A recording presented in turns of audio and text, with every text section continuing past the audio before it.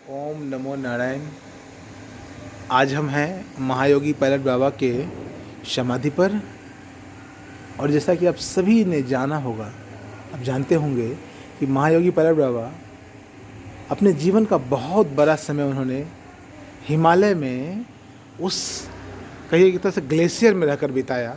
और उन्हीं के एक शिष्य हैं, हमारे गुरु भाई भी हैं, शंभू महाराज। शंभू महाराज, आपका स्वागत है। ओम नमो नारायण। महाराज, आप भी देखता हूँ, आप हिमालय से लेकर और यहाँ हरिद्वार की धरती पर आप इतने ही कपड़ों में हमेशा रहते हैं। इसका क्या राज है? कब से आप आप इतने ही कपड़ों में रह रहे हैं? मैं गुरुजी के संपर्क में आया था 2019 में इलाहाबाद कुंभ में। जी। तो तब से ही है। मैं पहने भी, सिले सिलाई भी पहने हैं, कमीज़ भी पहने हैं, लेकिन मेरे को अच्छा नहीं लगा। थोड़ा ऐसे लगा जैसे किसी ने मतलब जकड़ रखा है मेरे को। अच्छा, ज़्यादा कपड़ा पहनने से लगता है किसी ने पकड़ रखा है। अच्छा, लगता है और फिर संन्यास। जैसे ध्यान वगैरह करें तो थोड़ा रिलैक्स फील नहीं होता। तो फिर मैंने एक बार ये पकड़ा तो ये पकड़ ही लिया। ये मतलब छोड़ने का मन ही नहीं करता मेरा, कि कमीज़ पहनने का मन ही नहीं करता। बस इसी में थोड़ा हल्का महसूस होता है, खुला तो खुला। सामान्य कपड़ों में ही ज़्यादा अच्छा लगता है। और सर्दी नहीं लगती है? सर्दी लगती है पर इतनी नहीं लगती, क्योंकि हम -डिग्री में रहे ना हिमालय में, कफनी ग्लेशियर में, पिंडारी ग्लेशियर में। तो वहाँ की सर्दी को देखते हुए यहाँ नीचे आए तो यहाँ की सर्दी फीकी है उसके सामने। ओके। क्या आपका जो दैनिक क्रिया है वो क्या होता है? ध्यान साधना क्या करते हैं आप? साधना पद्धति क्या है आपकी? ध्यानी हैं, नॉर्मल योगी हैं, हठ योगी हैं, क्या हैं? नहीं, हठ योगी तो नहीं है, बस ध्यान है। गुरुजी ने दिया हमको एक मंत्र, कि गुरुजी ने मेरे को 2019 में ही बोल दिया था मिलते ही, कि बेटा आप आश्रमों को छोड़ो, यहाँ बहुत है, आप हिमालय जाओ। तो मैंने पूछा गुरुजी से कहाँ जाएं? तो बोले जूनी। मैंने उनके मुंह से सुना नाम पहली बार, जूनी गाँव, उसको बोलते हैं विलेज ऑफ गॉड्स। तो वहाँ मैं ऊपर गया तो मैंने देखा वो बिल्कुल ही ध्यान करने की जगह है। जैसे अपने केदारनाथ, बद्रीनाथ, ये तो ट्रेडिशनल रास्ते हो गए, अपने यहाँ तो साधु मिलते हैं, लेकिन वहाँ पे सिर्फ आप ध्यान के लिए ही जा सकते हैं। तो फिर मैंने ध्यान किया, ध्यान में मेरा इंटरेस्ट बढ़ता गया, मेरी रुचि बढ़ती गई। तो फिर मेरे को लगा कि मैं कुछ, मेरा मन रुक रहा है, मैं खामोश हो रहा हूँ धीरे धीरे अंदर से।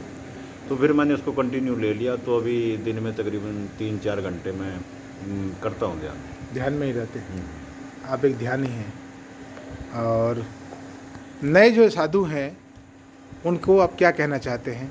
आजकल जो नए साधु बन रहे हैं उन्हें आप क्या कहना चाहते हैं? वो तो काफ़ी विलासिता में रहते हैं, नए नए महंगे महंगे कपड़े पहनते हैं, और उनके लिए क्या कहना चाहते हैं? ये देखा देखी चल रही है आजकल। एक होता है वैराग्य। वैराग्य मतलब उसमें आपको कोई तैयारी नहीं करनी पड़ेगी, वो तो आपका पुराना ही संपर्क है कुछ।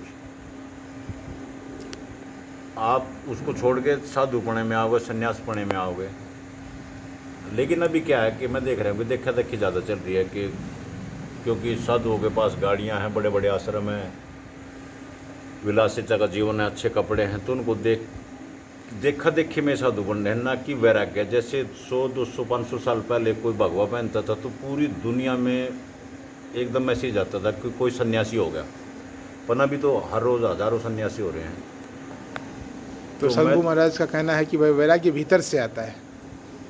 आप ये मानते हैं कि वैराग्य भीतर से आता बिल्कुल बिल्कुल। एक तो ये तो दिखावा होगा ना, ऊपर से लेपा लपी होगी कि मैं भगवा पहन लिया हूँ, पर मेन रीज़न तो मेरे ख्याल में अंदर से ही होगा। आप जिस दिन वैराग्य का ये नहीं पता, बचपन में लग जाए, शादी से पहले लग जाए, शादी के बाद लग जाए, बुढ़ापे में लग जाए, जवानी में लग जाए, वैराग्य या आपका कुछ पिछले कर्म भी जुड़ते हैं इसमें, मेरा मानना है। तो वैराग्य अंदर से आएगा। और देखा देखी छोड़ के, विलासिता की दौड़ छोड़ के, मेरे ख्याल में साधु अगर ध्यान करें, क्योंकि ध्यान मैं देख रहा हूँ कि साधुओं में रुचि है ही नहीं ध्यान में।